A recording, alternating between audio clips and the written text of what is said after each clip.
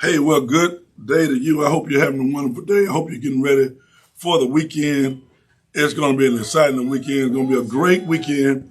But we're getting ready. I'm telling you, I've got some information to tell you, some information to share with you.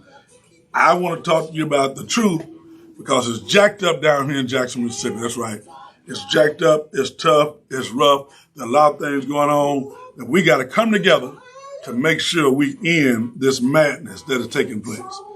We are under absolute direct attack from the enemy, and he is working overtime to make sure we cannot prosper and we can't do better.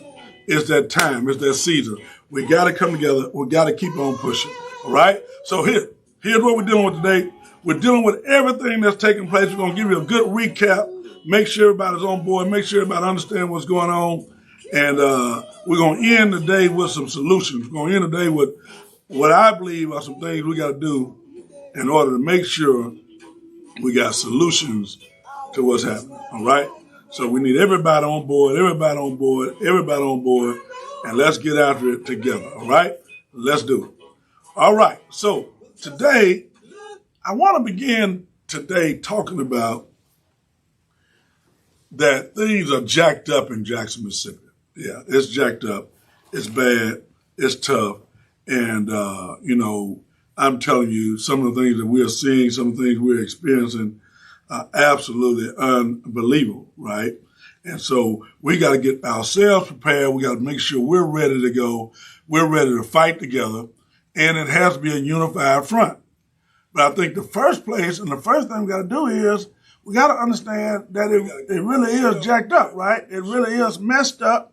And what's happening and what's taking place is real stuff that's happening to everyday black and brown citizens, okay? So I want you to join me right here at noontime, and let's talk about the truth. The truth about being jacked up in Jackson, Mississippi. So here's where we want to start today. We want to start here. We want to start making sure we understand that Governor Tate Reeves, let me make you understand something. He hates the mayor. He hates the black and brown citizens of Jackson, and he hates the poor. So it has become a personal attack of a sitting governor who has a bully pulpit, and he hates the mayor of Jackson. And many of you that support that hate, you are, listen to me, you are accessories after the fact of hate and racism. It is an absolute attack on the mayor and the city administration that Governor Tate Reeves, along with his cronies, are trying to steal and take away the dignity of black and brown people. Secondly, not only does he hate the mayor, he hates Jackson. He has been known to say, some time ago he said it's a great day not to be in Jackson. And now he proudly proclaims Jackson is the murder capital of the world. He is what I call the epitome of a redneck racist. He is racist down to his core. It is inbred in him. And I think we are in trouble as long as he is the governor of the state of Mississippi. This guy has he's outrun Donald Trump. He's outrun Donald Trump with his rhetoric. I mean, he is teetering on some of the 60s style practices that go back to the civil rights movement. Thirdly, he hates the poor. He hates the poor. He hates women with children. He hates little children, obviously, because he is the grand master of not supporting Medicaid expansion in the state of Mississippi and has sent money back. He has sent money back, right? So he is the grand master of this hate. He is the one that's making sure there's no movement, there's nothing that takes place. We got to make sure we come out strong and refuse to stand back. Next, we know he hates Jackson, but I don't believe he's going to stop until he breaks down and takes over Jackson. He and his colleagues, the Republican supermajority, they are working overtime. They have filed bills to take the more of the capital city. They filed bills to expand the Capitol Police. They filed bills to take over Jackson's water. I mean, explain to me, somebody explain to me how a representative, listen now, a representative from I think down by Senatobia somewhere, how has he made a decision to do what he's doing? How has he made a decision to say, you know what, we're just going to take it from him, right?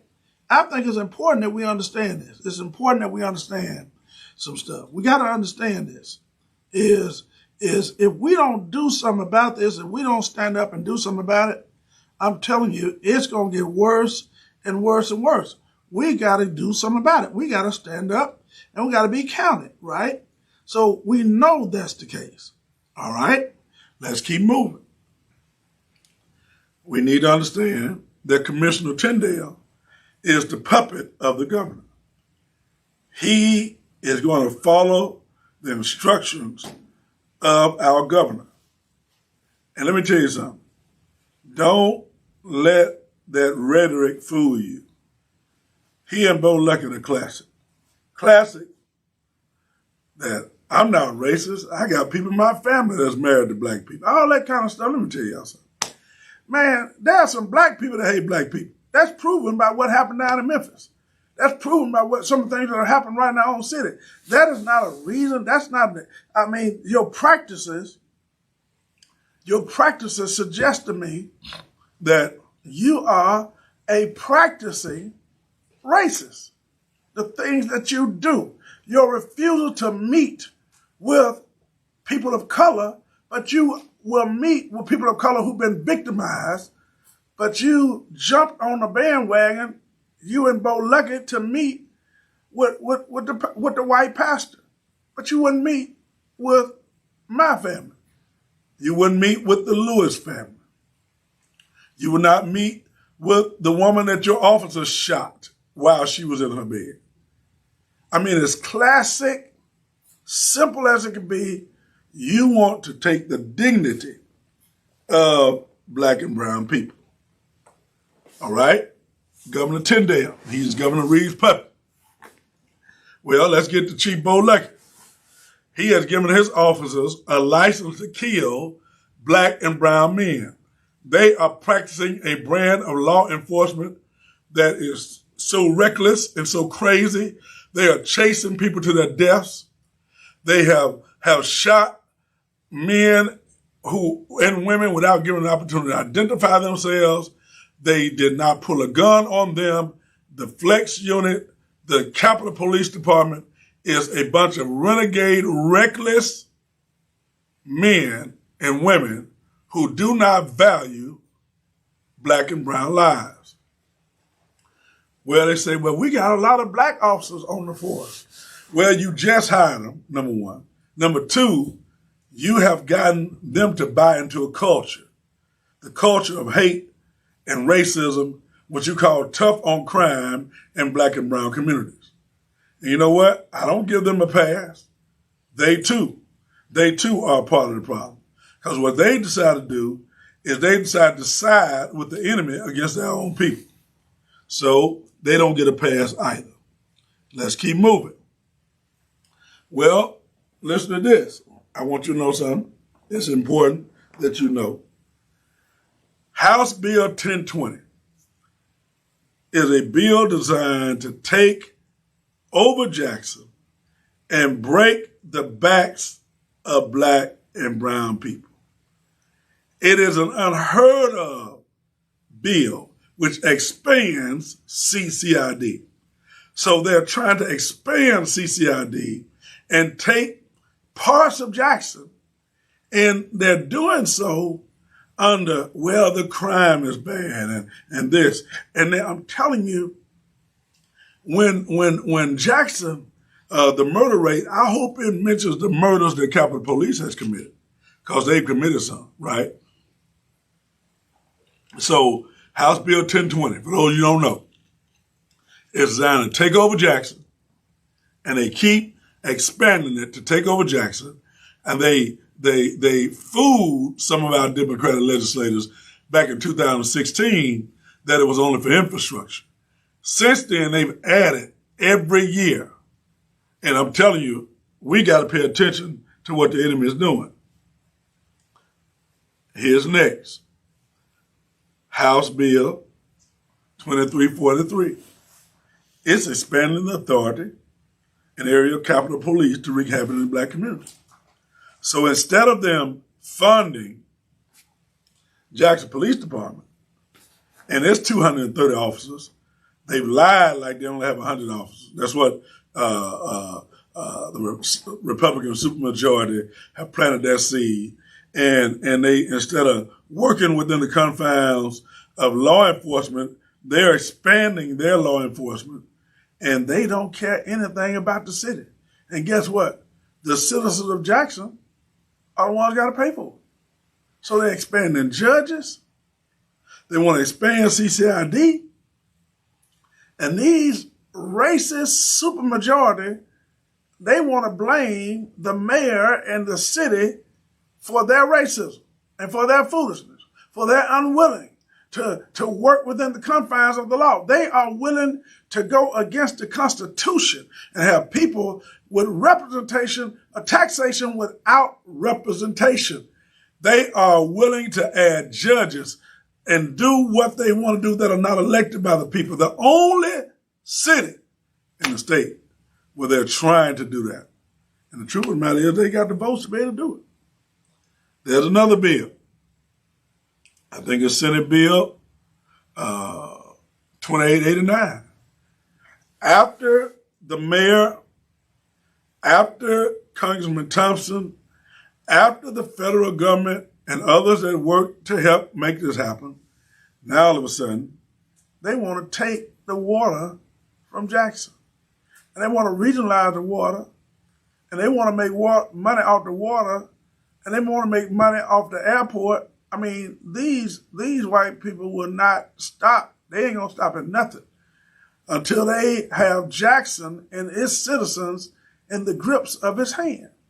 They are working overtime to take this city.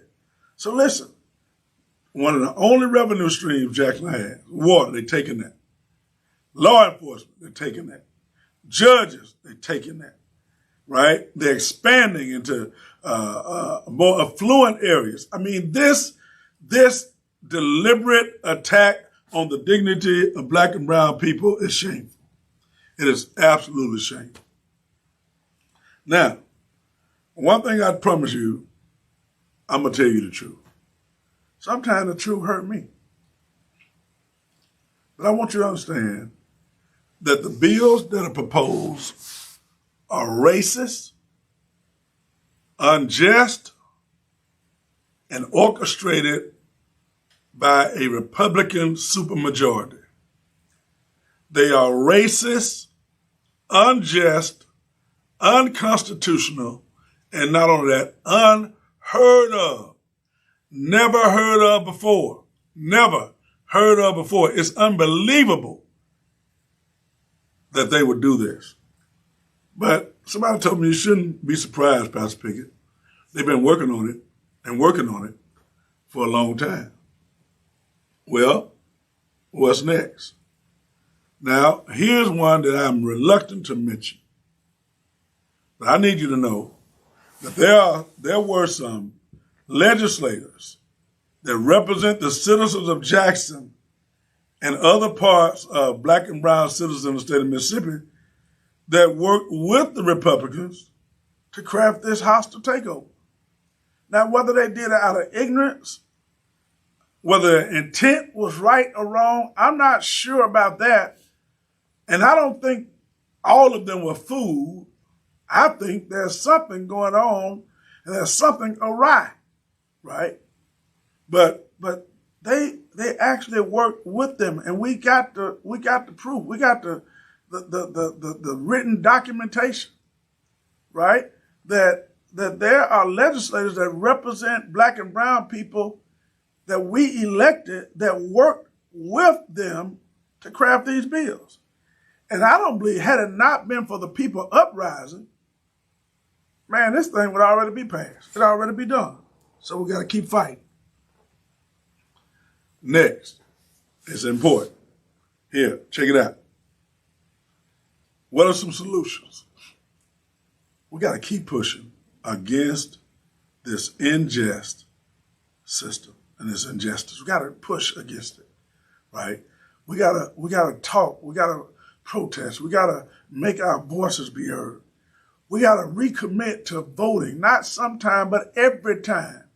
Becoming informed citizens, knowing the records of those that we're voting for. Don't just keep voting people back in office because they've always been there.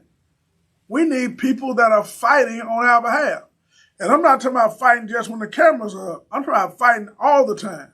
Because some of the people that stood behind us helped craft the bill that they are now using against us.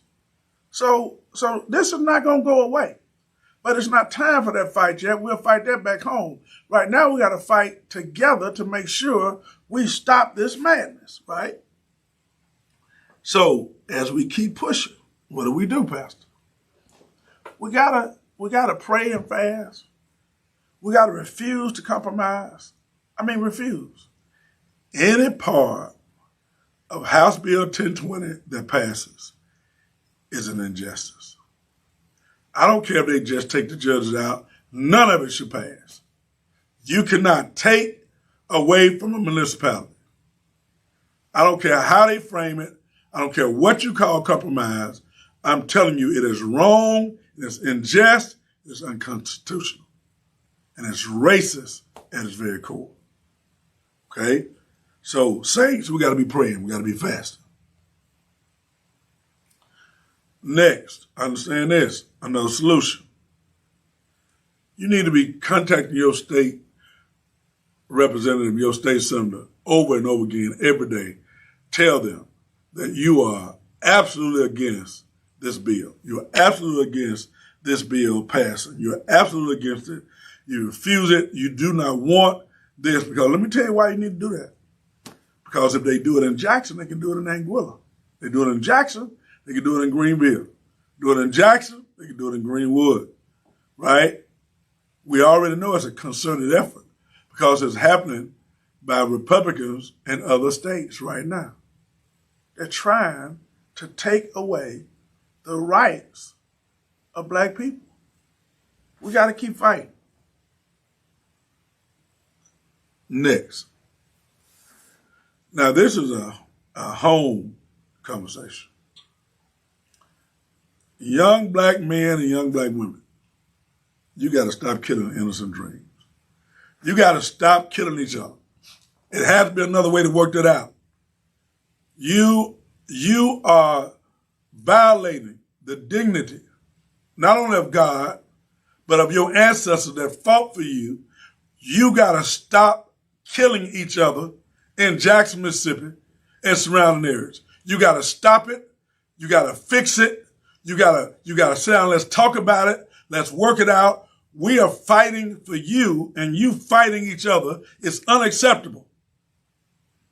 Now, I taught at Rowan, Sister Principal at Brinkley, Edwards Elementary, all those places. And I'm telling you, by now, some of my students, these are your kids out here. You got to get a hold on your kids. You got to let them know that they're setting us back with this violent behavior. Let's box. Let's fight it out. Let's figure out what it is, but we got to stop killing each other. We got to stop killing innocent dreams. Last but not least, my pastor told me a long time ago that you can't change nothing from the outside. So I have decided that I'm going to take a run for state senator in District 29. When the lines were redrawn, it grabbed one of my homes out in the country and came straight up through Jackson, where I've been assigned to serve. And so I need your support. I need your vote of confidence. I need you to understand a vote for me is giving you voice. Somebody's going to stand up against what's happening. Somebody that's not going to make no under the table, backdoor deals with anybody. We're going to do what benefits the people, not what benefits individuals, right? We're going to do what benefits the people. And we're not going to make any backdoor deals and any backdoor conversations in the name of compromise. But what they have done is, I'm not going to sell you out. There's no amount of money. There's no threat. There's no nothing that they could do to make me sell out my people. So I'm asking for your votes. I'm asking for your support. I want to run a practical campaign that really understands the needs and desires of people. So I wanted to do this right here because I started this fight back when Jalen was killed, and I made a vow that I'm going to fight for my people. And my pastor told me you can't change it from the outside.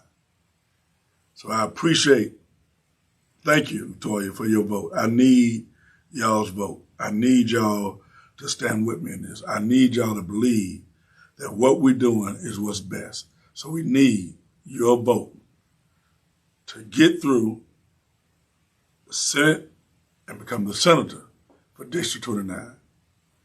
And for those that know me, let me tell you something. I never dreamed that I'll be running for state senator in Mississippi. So when I tell you, I feel this is a move that I'm supposed to make, and I'm going to fight for my people, and I'm going to fight for the least of these. You know why? Because the God I serve fought for the least of these. So what I'm saying to you is we fighting for change, and we will not give up. Hey, I love you. God bless you. God keep you. I hope you have a great weekend. Be safe. We're going to get more information to you as more information comes down the pipeline. You know, they haven't done anything with this welfare scandal. All those things are still just hanging out there. Listen, people, we got to stay informed on what's going on. I love you. Hey, God bless you. That's always my prayer. Give me some thumbs up if you're going to keep on pushing. Thumbs up if you're going to vote. If you're going to vote, if you're not in my, just go vote. But I need every one of your votes, every one of your relatives' votes. I'm telling you. I know what people say. Oh, he's a friend. No, just because the person is friendly don't mean they're a friend. Right? My friend come to my rescue when I'm in trouble. So I'm asking, let's help each other. Let's change the narrative. Let's change the ball game. I love you. God bless you. Peace. Now maybe someday